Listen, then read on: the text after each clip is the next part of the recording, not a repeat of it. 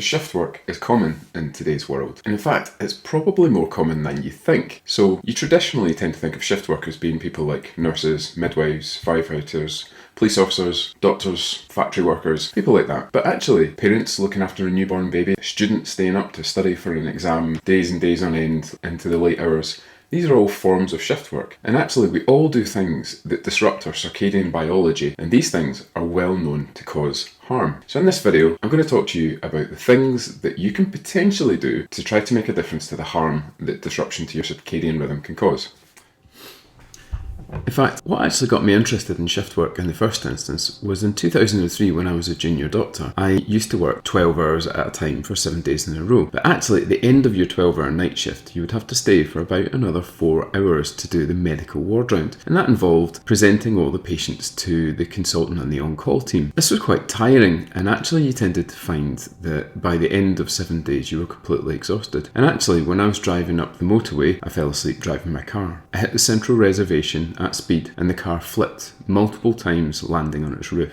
I had to crawl out of the front windscreen, covered in glass, and fortunately was uninjured. As well, it was also very, very lucky for me and for others that it was after rush hour and no one else was injured or even involved in the accident. When I went back to see the car in what effectively is the insurance graveyard, the engine was inside the passenger compartment, there were wheels missing, the roof was caved in, and it really did give me a fright, and it made me think about how dangerous night shifts are. Now, there have been countless number of junior doctors, nurses, firefighters who've died sadly on the way home while they've been driving after shifts. And admittedly, some changes have happened to how we do our shifts nowadays since when I started, but still, people still suffer from accidents after shift work. So, what's the harm that I'm talking about, I hear you say? Well, there's plenty of research evidence nowadays to show that people who work shift work, particularly at night, tend to have greater risks of prediabetes, diabetes, high blood pressure, heart attacks, strokes, obesity, certain types of cancer, and a much greater risk of having an accident in the morning. With that said, these are all pretty scary sounding things, but there potentially are things that you can do to try to mitigate some of these effects. Before we get into that, I'm going to tell you a little bit about circadian biology. So, your circadian rhythm is essentially a master clock that controls the internal environment to your body. Your suprachiasmatic nucleus, which exists in your hypothalamus, which is inside your brain. That connects to your eyes and to a thing called the pineal gland, which secretes a drug called melatonin. When light, particularly sunlight or blue light, hits the photoreceptors in your retinas, it sends a signal to your SCN, and that causes a decrease in the level of melatonin. The inverse happens at night. As the light dims, less light hits the photoreceptors in the back of your retinas, and that causes your SCN to signal to the pineal gland to increase the amount of melatonin that you produce. And that increase causes you to start to fall asleep. Your distant ancestors who lived thousands of years ago very much lived in an environment where the light-dark cycle of the sun controlled all these internal environments. In fact, your circadian rhythm is ever so slightly longer than 24 hours and in fact needs to be reset every day by exposure to sunlight, amongst other things. Your ancestors would have done day tasks in the day, such as eating and hunting, collection of firewood, looking after loved ones, etc. And they would have done night tasks at night, such as sleeping and fasting. In the modern world, we break all these biological conventions.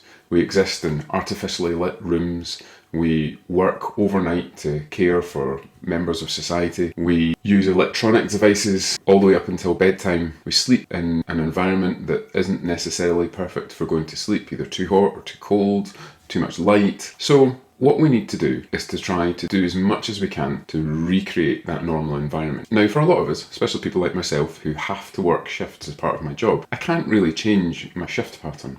What we can do is we can look at how our biology works and we can use some of the things that we know to try to get your circadian rhythm as normal as possible. Generally speaking, you would look at light exposure, diet and nutrition, exercise, sleep hygiene, and certain medications. What we know to date is that direct sunlight is the most important factor in controlling your circadian rhythm. And in fact, being out in direct sunlight is something that we do actually quite little, especially when you're working some form of shift. You tend to find that if you're doing night shifts, you're in the dark, you come home, you go to sleep in the dark, and you get very little sunlight. What scientific research shows us is that direct sunlight is probably the most important stimulus in terms of trying to normalise your circadian rhythm. Now, shift working messes with that completely and utterly. You're awake in the dark, you go to sleep in the daylight, and you get very little exposure to daytime light. Now, because of that, one of the most important things is at the end of a series of night-related shifts or late-related shifts, what you probably want to do is to go outside. Last night, I was on a night shift. It was the last one of 3. So what I'm going to do today is I'm going to spend as much time outside as possible. That's going to expose me to a huge amount of daylight. Now, yeah, I'm pretty tired. But what that will do is it will start to reset my circadian biology, and it will tell my body that it's daytime. The other things that you can do, which are things that I do, are while you're working at night or you're watching television or doing things on your phone, turn them on to night mode. So that reduces the amount of blue light that comes out of these devices, reduces the amount of stimulation that your hypothalamus is receiving from light. I also tend to wear blue light blocking glasses at night. Now, there's very little evidence to suggest that blue light blocking glasses make a massive difference, but personally I find them helpful, and I've left my link down below for the ones that I wear. It's an affiliate link, so if you were to use that, I would get paid a tiny amount of money for you using that. I'm not really bothered whether you do. It's just an easy way to put it in the description. You tend to find that people on night shifts, they tend to use sweet snacks as a way of trying to stimulate themselves to stay awake. And as I'm going to explain later, that's probably one of the things that's really, really bad for your health. So what you can do is take a blue light with you and expose yourself to periods of blue light directly into your face, so you're looking at it with open eyes, and this will stimulate your photoreceptors to fool your body into thinking that it's daytime. Now, this is probably not great for your health, but it probably isn't quite as bad as eating lots of sugary snacks. So that's light. Moving on, exercise. All medical research comes to the same conclusion. Exercise is good for sleep. Now, that's probably split up into 2 different ways. If you're an avid exerciser, or even if you're not, you probably should do some form of exercise for your health in general.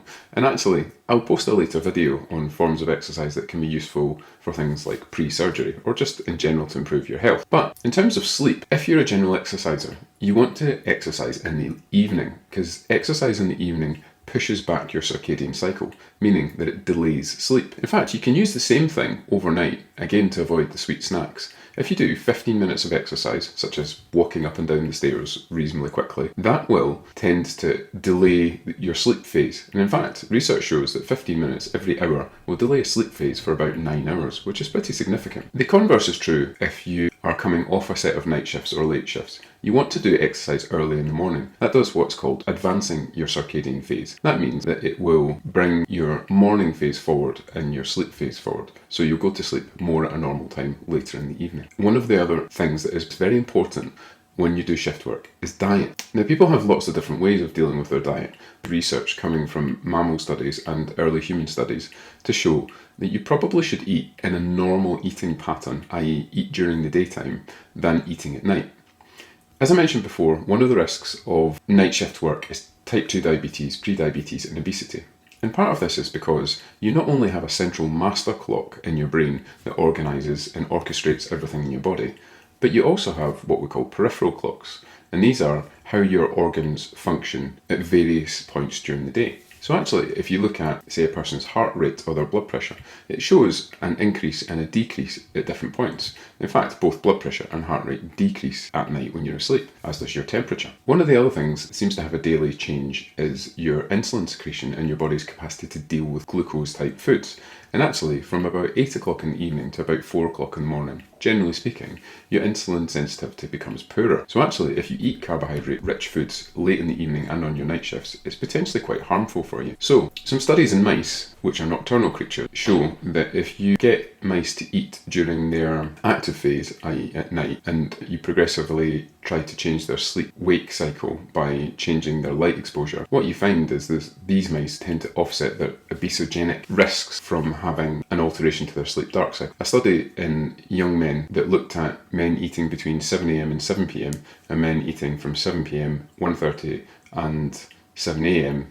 going through a simulated night shift. They basically demonstrated that the men who ate during the active phase, which is your 7 a.m. till 7 p.m, they actually had improved glucose tolerance and they had better cognitive function when they were on their night shifts compared to the night shift snack. Now, this is quite emerging evidence, but I think it probably is leaning towards suggesting that you should eat normally. So eat your breakfast in the morning, get up and eat your lunch, have your dinner, or skip lunch, whichever you better get in your sleep. Don't eat overnight, and use other forms such as exercise and light to try and keep yourself awake. Now that brings us on to caffeine. Caffeine is well known to disrupt sleep and cause poorer sleep, and you probably shouldn't drink caffeine within about 7 hours of when your bedtime would be, whether that's in the morning after a shift or whether that's in the evening before you would normally go to bed at your normal biological night. But actually, it's well known that certain tasks at night might be life-threatening if you're not awake, for instance if you're a firefighter or if you're a doctor or a nurse looking after someone who's critically unwell, and therefore you probably have to be alert during these phases, and you can use caffeine for these things depending on your caffeine sensitivity, using somewhere between about 1 and 4 milligrams per kilogram. Now, there's plenty of places that you can see what that relates to in terms of a cup of coffee. Now, bear in mind, excess caffeine can cause a lot of pretty nasty effects, so only do this if you're someone who's very used to drinking caffeine. If you're not, I would tend to go slow and very carefully. Other than this, one of the big things that people often don't pay attention to is what we call sleep hygiene. And sleep hygiene is a way of making your sleeping environment and your normal sleeping pattern as normal as possible. So this is both on night shifts and afterwards. So as I said, I was on night shifts recently, and what I do is when I come home, I go to sleep with blackout blinds. There is no ambient light in my bedroom. There's no tiny little LEDs from charging things or clocks. My phone is off. There are no notifications. I don't look at it within a couple of hours of going to bed. There's no light comes out through the outside of the curtains because there's a blackout blind and a curtain. Further to that, I set my temperature of my room between 15 and 18 degrees because this seems to be, in adults, the ideal temperature for you to fall asleep. The other thing that you can do is having a shower just before you go to bed. Now, some people propose that having a cold shower is useful. As I mentioned previously, your temperature dips at night. And it does seem to be that if you can rapidly cause this dip, then you fall asleep faster and perhaps go into deeper phases of sleep quicker. And people have suggested that cold showering is a way to do that. Now, I hate having cold showers. It's painful. It's very unpleasant. I did try it for a month and it was awful. And I know some people manage it, but it really wasn't for me. But there's also pretty good evidence that actually having a quite hot shower creates a big temperature differential between you and your environment. And as long as you then go on to go to sleep with very little clothing on, either naked or with minimal underwear, then actually this temperature differential in between you and the cooler environment will cause a rapid drop in your temperature, and this will promote you going to sleep. And I would say personally I find this works quite well. The other obvious thing that there are plenty of recommendations about is not using electronic devices, especially ones that emit blue light, within about 3 hours of bedtime. So don't watch television within 3 hours of going to bed or use blue light blocking glasses. Set everything on their night mode and try to avoid using these things as much as possible, and you will find it makes such a difference to your sleep. So a final thought to sum everything up.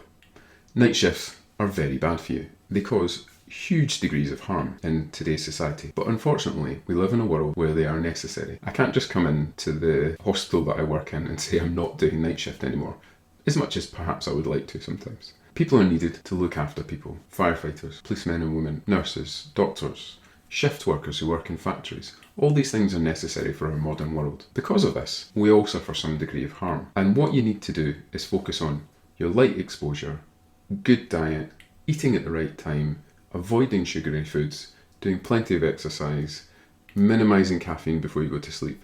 Don't use alcohol or sleep medications as a way to try and sleep because actually they cause poorer sleep. Do all these things and the evidence point towards this perhaps making a difference. I really hope it does for you. I found that I've done some of these things and it's helped me. So if you like this type of video, please subscribe, hit the bell icon for when I next do a video, and like. Comments are really appreciated. I know it takes time, but actually if you tell me the sort of things you're interested in, I can make videos on them and actually perhaps I'll produce something that might help you one day. Thanks very much.